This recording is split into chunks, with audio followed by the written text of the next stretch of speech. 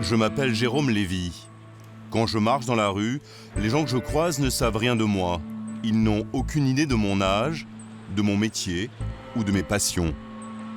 Ma vie privée, il n'y a que les gens de mon entourage qui la connaissent. Ou du moins, c'est ce que je croyais.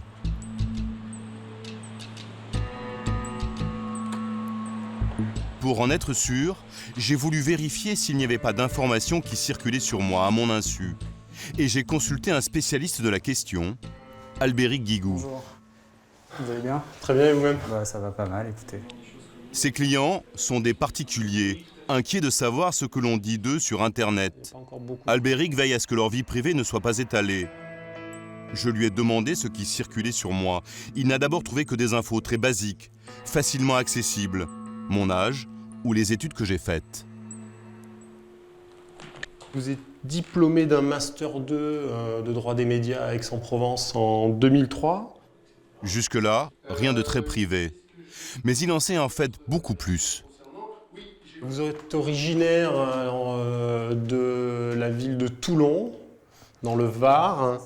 Je pense également avoir un numéro de téléphone portable à vous. Vous êtes propriétaire d'un appartement à Marseille et on sait enfin que vous changez de look entre le travail et le plaisir. Vous avez des looks assez différents. Pour preuve, il a aussi des photos très personnelles. De moi en vacances, détendu, au travail, plus strict. Et il a même l'adresse précise de mon appartement à Marseille, avec des images de chaque pièce.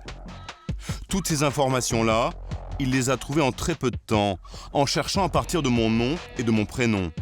Des traces de ma vie privée qui traînent sur la toile, et particulièrement sur l'un des 3 sites les plus fréquentés au monde, Facebook.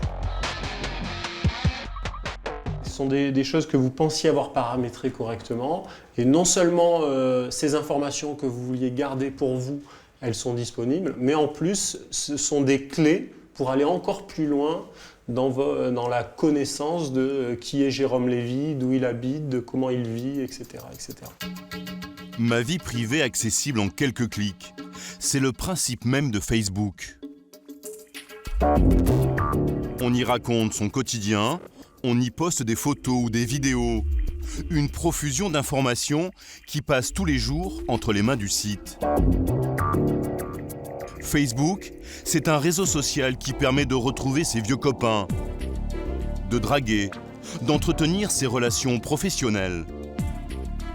Lancé dans une chambre d'étudiants il y a 6 ans à Harvard par Mark Zuckerberg, il a depuis conquis le monde. 500 millions d'utilisateurs en tout et près d'1 Français sur 3. Chaque fois que vous vous y connectez, vous y dévoilez votre vie privée, votre humeur du moment, votre lieu de vacances et parfois même votre religion ou vos opinions politiques. Mais pendant qu'il devient votre meilleur ami, Facebook travaille sans relâche pour exploiter ce que vous avez de plus précieux, votre intimité.